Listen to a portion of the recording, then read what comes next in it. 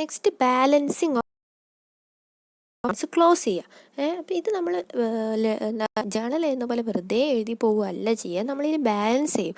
ഇപ്പോൾ നമ്മൾ എഴുതിയാലും ഒരു ക്യാഷ് ഒന്ന് മാത്രമല്ല വരുന്നത്, കുറേ ക്യാഷ് ആയിട്ട് വരുമ്പോൾ അതൊക്കെ നമ്മൾ എഴുതണ്ടേ.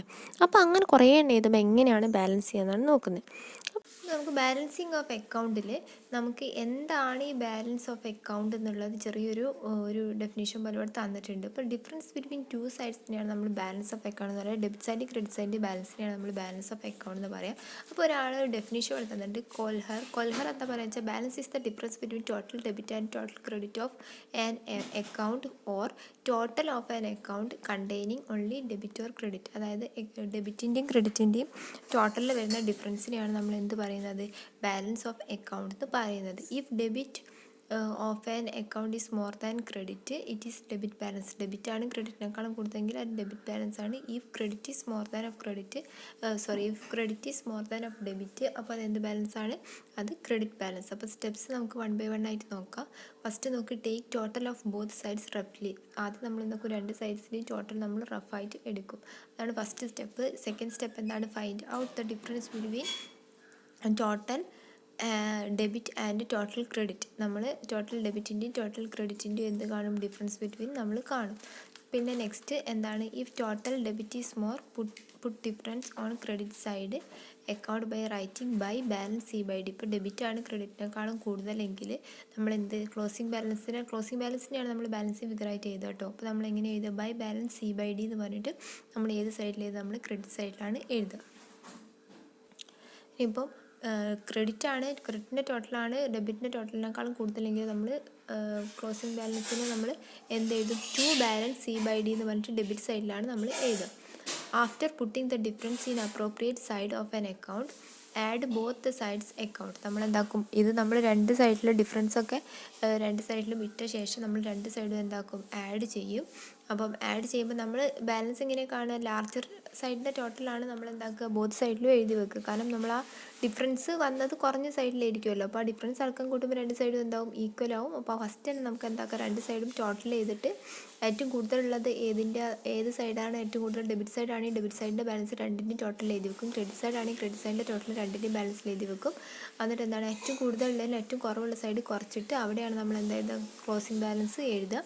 അപ്പോൾ നമ്മളിപ്പോൾ പറഞ്ഞ് ക്രെഡിറ്റ് ആണ് കൂടുതലെങ്കിൽ നമ്മൾ എന്താക്കും, ഡെബിറ്റ് സൈഡിൽ to balance C by D എന്ന് എഴുതും. ഇനിയിപ്പോൾ ഡെബിറ്റ് ആണ് കൂടുതൽ ക്രെഡിറ്റ് ഇല്ലെങ്കിൽ നമ്മൾ by balance C by D എന്ന് പറഞ്ഞിട്ട് എഴുതും.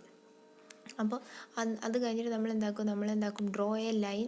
ടോട്ടലിൻ്റെ തൊട്ട് മുൻപ് നമ്മളെന്താക്കും, ഒരു ലൈൻ വരയ്ക്കും. ടോട്ടൽ ചെയ്യുന്നത് നമ്മൾ ടോട്ടലാണെന്നുള്ള അറിയിക്കാൻ വേണ്ടി ടോട്ടൽ ചെയ്ത് കഴിഞ്ഞിട്ട് നമ്മളെന്താക്കും, ഒരു ലൈൻ വരയ്ക്കും. Bring down the balance on debit by writing the word to balance B by d. എന്നിട്ട് നമ്മളെന്താക്കും, ടോട്ടൽ ചെയ്ത് കഴിഞ്ഞിട്ട് നമ്മളെന്താക്കും, ഒരു ലൈൻ വരയ്ക്കും. എന്നിട്ട് നമ്മളെന്താക്കും, ആ ബാലൻസ് ഇല്ലേ, നമ്മൾ നേരത്തെ ക്ലോസിംഗ് ബാലൻസ് എഴുതി വെച്ചത്, അപ്പോൾ ഡെബിറ്റ് സൈഡിലാണ് നമ്മളത് എഴുതി വെച്ചതെങ്കിൽ നമ്മളെന്താക്കും, ക്രെഡിറ്റ് സൈഡിലേക്ക് കൊണ്ടുവരും. ഇനിയിപ്പോൾ ക്രെഡിറ്റ് സൈഡിലാണ് നമ്മളത് എഴുതി വെച്ചെങ്കിൽ നമ്മളെന്താക്കും, ഡെബിറ്റ് സൈഡിലേക്ക് കൊണ്ടുവരും. അപ്പോൾ ഡെബിറ്റിലാണ് ബാലൻസ് ഉള്ളതെങ്കിൽ എന്താക്കും, bring down the balance of debit സൈഡിലാണ് ബാലൻസ് എങ്കിൽ നമ്മളെന്താക്കും, ക്രെഡിറ്റിലേക്ക് കൊണ്ടുവരുമ്പോൾ നമ്മൾ എന്താക്കും, to balance B by D എന്ന് പറഞ്ഞിട്ട് നമ്മൾ ക്രെഡിറ്റിലേക്ക് കൊണ്ടുവരും. ഇപ്പോൾ ഡെബിറ്റ് കൂടുതലെങ്കിലോ നമ്മളത് ഡെബിറ്റിലാണ് ബാലൻസ് കൂടുതലെങ്കിൽ നമ്മളത് ക്രെഡിറ്റിലേക്ക് കൊണ്ടുവരും. അപ്പോൾ നമ്മൾ by balance C by D എന്ന് പറഞ്ഞിട്ട് എഴുതും. ഇനിയിപ്പോൾ നേരെ തിരിച്ച് ക്രെഡിറ്റിലാണ് ബാലൻസ് ആയി നമ്മൾ നിൽക്കുന്നത്, ബാലൻസിങ് ഫിഗർ. ഇപ്പോൾ നമ്മൾ ക്രെഡിറ്റ് സൈഡിലാണ് നമ്മൾ ബാലൻസ് ഫിഗർ എഴുതിയെന്ന് വിചാരിച്ചോ. നമ്മളിപ്പോൾ ക്രെഡിറ്റ് സൈഡിലാണ് നമ്മൾ by balance C by D closing എഴുതിയതെങ്കിൽ നമ്മളത് എന്താക്കും, നമ്മളത് ഡെബിറ്റ് സൈഡിലേക്ക് കൊണ്ടുവരുമ്പോൾ to balance B by D എന്ന് പറഞ്ഞിട്ട് എഴുതും. ഇനിയിപ്പോൾ ഡെബിറ്റ് സൈഡിലാണ് ബാലൻസ് കുറവായിട്ട് നമ്മൾ to balance C by D എന്ന് പറഞ്ഞിട്ട് എഴുതിയതെങ്കിൽ നമ്മളത് എന്താക്കും, നമ്മളത് ക്രെഡിറ്റ് സൈഡിലേക്ക് കൊണ്ടുവരും. ക്രെഡിറ്റ് സൈഡ് അതെന്താവും, by balance B by D ആവും. ബി ബൈ ഡി എന്ന് വെച്ചാൽ ബ്രോഡ് ഡൗൺ എന്നാണ്. അത് പിറ്റത്തെ നമ്മൾ ക്ലോസിംഗ് ബാലൻസ് നമ്മളെപ്പോൾ എഴുതുക, ആ മാസത്തെ ലാസ്റ്റ് ഡേറ്റിനാണ്. 31-ാം തീയതി ആണെങ്കിൽ 31 ജനുവരി എന്ന് പറഞ്ഞിട്ടാണ് നമ്മൾ എഴുതുക. പക്ഷെ നമ്മൾ ഓപ്പണിംഗ് ബാലൻസ് എഴുതുമ്പോൾ എങ്ങനെയാണ്, ഇപ്പുറത്തെ സൈഡിലേക്ക് കൊണ്ടുവരുന്നത് നമ്മളിങ്ങനെ എഴുതുക. നമ്മൾ ക്ലോസിംഗ് 31 ജനുവരി എന്ന് എഴുതിയതെങ്കിൽ നമ്മൾ ഓപ്പണിംഗ് എന്താ കൊടുക്കുക, 1 ഫെബ്രുവരി എന്ന് പറഞ്ഞിട്ടാണ് നമ്മൾ by balance B by D എന്ന് പറഞ്ഞിട്ട് എഴുതുക. ഇപ്പോൾ to balance B by D എന്ന് പറഞ്ഞ് എഴുതുകയാണെങ്കിലും ഏത് മാസമാണോ ക്ലോസ് ചെയ്തത് അതിൻ്റെ തൊട്ട് പിറ്റത്തെ മാസത്തെ ഡേറ്റ് ഇട്ടിട്ട് 1-ാം തീയതി ഡേറ്റ് ഇട്ടാണ് നമ്മളിങ്ങോട്ട് കൊണ്ടുവരും കേട്ടോ. അതാണ് ഇതിൽ പറഞ്ഞത്. അപ്പോൾ സി ബൈ ഡി എന്ന് പറയുന്നത് ക്ലോസിംഗ് ബാലൻസിന്, ബി ബൈ ഡി എന്ന് പറഞ്ഞാൽ ഓപ്പണിംഗ് ബാലൻസിനെയാണ് ഇൻഡിക്കേറ്റ് ചെയ്യുന്നത്. അപ്പോൾ ക്ലോസിംഗ് ബാലൻസ് ആണ് നമ്മൾ ഫസ്റ്റ് ക്രെഡിറ്റ് സൈഡിൽ എഴുതിയതെങ്കിൽ നെക്സ്റ്റ് ഓപ്പണിംഗ് ബാലൻസ് നമ്മൾ ഡെബിറ്റിലേക്കും എഴുതും. എവിടെയാണോ ക്ലോസ് ചെയ്യുന്നതിന് ജസ്റ്റ് ഓപ്പോസിറ്റേക്ക് നമ്മൾ ഓപ്പൺ ചെയ്യുക. അങ്ങനെയാണ് വരുന്നത് കേട്ടോ. അപ്പോൾ അതാണ് ഇവിടെ പറയുന്നത്. ക്ലോസിംഗ് ബാലൻസ് ആണ് നമ്മൾ ഡെബിറ്റ് സൈഡിൽ എഴുതിയതെങ്കിൽ നമ്മൾ ക്രെഡിറ്റ് സൈഡിലായിരിക്കും എന്ത് ചെയ്തു ഓപ്പണിംഗ് ബാലൻസ് എഴുതുക. നേരെ തിരിച്ചാണെങ്കിലും അത് നേരെ തിരിച്ചു വരും. അതാണ് ഇത്രയും ഇതിൽ പറയുന്നത് കേട്ടോ. അപ്പോൾ ഇതാണ് നമ്മളെ ബാലൻസ് ഓഫ് അക്കൗണ്ടിൻ്റെ എന്തായിട്ട് പറയുന്നത്, സ്റ്റെപ്സ് ആയിട്ട് പറയുന്നത്. നമ്മൾ പറഞ്ഞില്ലേ, ക്ലോസിംഗ് ആണെങ്കിൽ നമ്മൾ ബാലൻസ് C/D എന്ന് പറഞ്ഞ് കാണിക്കും. ഓപ്പണിംഗ് ആണെങ്കിൽ നമ്മൾ എന്താ കാണിക്കുക, ബാലൻസ് B/D എന്ന് പറഞ്ഞിട്ട് കാണിക്കും. അത് നോക്കും. റിയൽ അക്കൗണ്ടിൻ്റെ കേസിലാണെങ്കിലും പേഴ്സണൽ അക്കൗണ്ടിൻ്റെ കേസിലാണെങ്കിലും ക്ലോസിംഗ് നമ്മൾ ബാലൻസ് C/D എന്ന് പറഞ്ഞിട്ടാണ് കാണിക്കുക. പക്ഷേ നോമിനൽ അക്കൗണ്ടിൻ്റെ കേസ് വരുമ്പോൾ നമുക്ക് കിട്ടുന്ന ബാലൻസ് ഉണ്ടല്ലോ, ഡെബിറ്റും ക്രെഡിറ്റും കൂട്ടിയിട്ട് നമുക്ക് കിട്ടുന്ന ബാലൻസ്, അത് നമ്മൾ ബാലൻസ് B/D എന്ന് പറഞ്ഞിട്ടല്ല കാണിക്കുക. നമ്മൾ ട്രേഡിംഗ് അക്കൗണ്ട് അല്ലെങ്കിൽ പ്രോഫിറ്റ് ആൻഡ് ലോസ് അക്കൗണ്ട് എന്ന് പറഞ്ഞിട്ടാണ് നമ്മൾ കാണിക്കുക. അതായത് ഡെബിറ്റ് സൈഡിലാണെങ്കിൽ ടു ട്രേഡിംഗ് അക്കൗണ്ട്, ക്രെഡിറ്റ് സൈഡിലാണെങ്കിൽ ബൈ ട്രേഡിംഗ് അക്കൗണ്ട്, അതേപോലെ മറ്റേത് to profit and loss account, പിന്നെ by profit and loss account. അങ്ങനെയാണ് നമ്മൾ ബാലൻസിനെ കാണിക്കുക.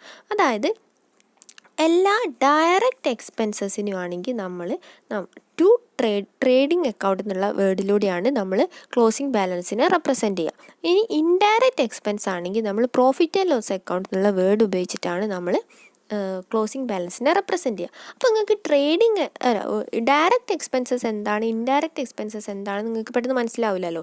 അപ്പോൾ അതെങ്ങനെ മനസ്സിലാവുക എന്നാണ് ഞാൻ പറയുന്നത്. അപ്പോൾ എല്ലാ പർച്ചേസ്, പ്രൊഡക്ഷന്, അതുപോലെ സെയില്, അങ്ങനത്തെ കാര്യങ്ങളൊക്കെ ട്രേഡിംഗ് എക്സ്പെൻസിലാണ് വരിക. പർച്ചേസും പിന്നെ എന്തെങ്കിലും പ്രൊഡക്ഷനും അല്ലെങ്കിൽ സെയിലും അങ്ങനത്തെ റിലേറ്റഡ് ആയിട്ടുള്ള കാര്യങ്ങളൊക്കെ എന്തിലാണ് വരിക, ട്രേഡിംഗ് അക്കൗണ്ടിലാണ് വരിക. ഇനി ഓഫീസ് റിലേറ്റഡ് ആയിട്ടുള്ള എക്സ്പെൻസസ് ഒക്കെയാണ് ഇൻഡയറക്റ്റ് എക്സ്പെൻസ്. ഇൻഡയറക്റ്റ് എക്സ്പെൻസ് ആകുമ്പോൾ നമ്മൾ പ്രോഫിറ്റ് ആൻഡ് ലോസ് അക്കൗണ്ടിലേക്കാണ് നമ്മൾ കാണിക്കുക. അപ്പോൾ നിങ്ങൾ ആലോചിക്കുക, ഓഫീസുമായിട്ട് റിലേറ്റഡ് ആയിട്ടുള്ള എക്സ്പെൻസിനെയാണ് നമ്മൾ ഇൻഡയറക്റ്റ് എക്സ്പെൻസ് എന്ന് പറയുന്നത്. അതുപോലെ എല്ലാ ഇൻകത്തിനെയും നമ്മൾ എന്താ പറയുക, ഇൻഡയറക്റ്റ് എക്സ്പെൻസ്, അതായത് പ്രോഫിറ്റ് ആൻഡ് ലോസ് അക്കൗണ്ടിലായിട്ട് കാണിക്കുക. പിന്നെ സെയില്, പർച്ചേസ്, പ്രൊഡക്ഷന് അങ്ങനത്തെ കാര്യങ്ങളൊക്കെ ആകുമ്പോൾ അത് ഡയറക്റ്റ് എക്സ്പെൻസ് ആണ്. അതിനെ നമ്മൾ ട്രേഡിംഗ് എന്നുള്ള വാക്കുകൊണ്ടാണ് റെപ്രസെൻറ്റ് ചെയ്യുക. അത് ഞാൻ പറഞ്ഞില്ലേ, ആദ്യം പഠിച്ച സിമ്പിളായിരുന്നു, ഇനി നമ്മളിങ്ങനെ ബുദ്ധിമുട്ടായി വരികയാണ്. അപ്പോൾ നിങ്ങൾ നല്ലോണം നോക്കുക. ബാലൻസ് ചെയ്യുമ്പോൾ റിയൽ അക്കൗണ്ട് ആണെങ്കിലും പേഴ്സണൽ അക്കൗണ്ട് ആണെങ്കിലും യാതൊരു പ്രശ്നവുമില്ല. ക്ലോസിങ്ങിനെ നമ്മൾ ബാലൻസ് C/D എന്ന് പറഞ്ഞിട്ട് കാണിക്കും. പക്ഷേ നോമിനൽ അക്കൗണ്ടിൽ എന്തൊക്കെയാണ് വരല്, ഇൻകം, എക്സ്പെൻസസ് ആണ് മെയിനായിട്ട് നോമിനൽ അക്കൗണ്ടിൽ വരല് അല്ലേ. അപ്പോൾ പിന്നെ പ്രോഫിറ്റും ലോസും അങ്ങനത്തെ കാര്യങ്ങളൊക്കെ. അപ്പോൾ ഇൻകം എക്സ്പെൻസസും, അപ്പോൾ ഇൻകം വെച്ചാൽ ഡയറക്റ്റും ഉണ്ട് ഇൻഡയറക്റ്റും ഉണ്ട്, അതാണ് കുഴപ്പം. അപ്പം ഡയറക്റ്റ് ആണെങ്കിൽ നമ്മൾ എന്ത് കാണിക്കും, ട്രേഡിങ് കാണിക്കും. ഇൻഡയറക്റ്റ് ആണെങ്കിൽ നമ്മൾ പ്രോഫിറ്റ് ആൻഡ് ലോസ് ആണ് ക്ലോസിങ്ങിന് കാണിക്കുക. അപ്പോൾ ഓഫീസ് റിലേറ്റഡ് ആയിട്ടുള്ള കാര്യങ്ങളും പിന്നെ അതേപോലെ ഇൻകവും വരികയാണെങ്കിൽ അതൊക്കെ നമ്മൾ പ്രോഫിറ്റ് ആൻഡ് ലോസ് എന്ന് പറഞ്ഞിട്ടാണ് ക്ലോസിംഗ് ബാലൻസിനെ കാണിക്കുക. ഇനി പർച്ചേസോ സെയിലോ അല്ലെങ്കിൽ പ്രൊഡക്ഷനോ അങ്ങനത്തെ കാര്യങ്ങളൊക്കെ വരികയാണെങ്കിൽ നമ്മൾ എന്താ കാണിക്കുക, ട്രേഡിങ്ങിനാണ് ക്ലോസിംഗ് ബാലൻസിനെ കാണിക്കുക. എന്തെങ്കിലും ഡൗട്ട് ഉണ്ടെങ്കിൽ എപ്പോൾ തന്നെ ക്ലിയർ ചെയ്യണേ. പ്രോബ്ലം ചെയ്യുമ്പോൾ ഒന്നും ലെഡ്ജർ അക്കൗണ്ട്. അപ്പോൾ കണ്ടോ, അസറ്റ് ആകുമ്പം എന്ത് വരിക, ഡെബിറ്റിലാണ് നമ്മൾ ബാലൻസ് എഴുതുക. കണ്ടോ, ഡെബിറ്റിലല്ല നമ്മൾ ബാലൻസ് എഴുതി. ഓപ്പണിംഗ് ബാലൻസ് എങ്ങനെയാണ് വരിക എന്നാണ് പറയുന്നത്. ലാബിലിറ്റിയും ആകുമ്പോൾ ഓപ്പണിംഗ് ബാലൻസ് ക്രെഡിറ്റിലാണ് വരിക. അതുപോലെ ക്യാപിറ്റലും റിസർവ്സും ആകുമ്പോഴും ഓപ്പണിംഗ് ബാലൻസ് എവിടെയാണ് വരിക, ഇത് ഓപ്പണിംഗ് ബാലൻസ് എങ്ങനെയാണ് വരിക എന്നാട്ടോ ഇതിൽ പറയുന്നത്. അപ്പോൾ ക്യാപിറ്റലും റിസർവ്സും ആകുമ്പോൾ ഓപ്പണിംഗ് ബാലൻസ് എവിടെയാണ് വരിക, ക്രെഡിറ്റിലാണ് വരിക. പിന്നെ റവന്യൂ അക്കൗണ്ട്, അതായത് ഇൻകമും ഗെയിനും ആണെങ്കിൽ ഓപ്പണിംഗ് ബാലൻസ് നമ്മൾ ക്രെഡിറ്റിലാണ് എഴുതുക. അതേപോലെ എക്സ്പെൻസ് ലോസസും ആണെങ്കിൽ ഡെബിറ്റിലുമാണ് ബാലൻസ് വരിക. അതാണ് ഇവിടെ പറയുന്നത്. അതൊന്നും അത്ര ഇമ്പോർട്ടൻ്റ് അല്ല, ജസ്റ്റ് തിയറിയാണ് പറഞ്ഞതേ ഉള്ളൂ. ഇപ്പം നേരത്തെ പറഞ്ഞ പ്രോബ്ലം ബേസ് ആണ് ഇമ്പോർട്ടൻറ്റ്.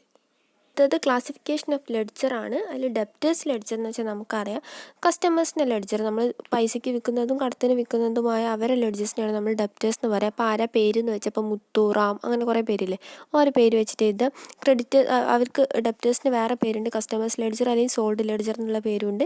ഇനി ക്രെഡിറ്റേഴ്സ് ലെഡ്ജർ ആണെങ്കിൽ നമ്മൾ ആരെടുത്തു നിന്നാണോ സാധനം വാങ്ങുന്നത്, നമ്മൾ ബിസിനസ്സിൻ്റെ ഓണറാണ് നമ്മൾ എപ്പോഴും പറഞ്ഞാണോ സാധനം വാങ്ങുന്നത്, ഓരതാണ് എന്ത് ക്രെഡിറ്റേഴ്സ് ലെഡ്ജർ. ഓരോ നമ്മൾ ബോട്ടിൽ ലെഡ്ജർ അല്ലെങ്കിൽ സപ്ലൈസ് ലെഡ്ജർ എന്നുള്ള പേരിലും അത് അറിയപ്പെടുന്നുണ്ട്.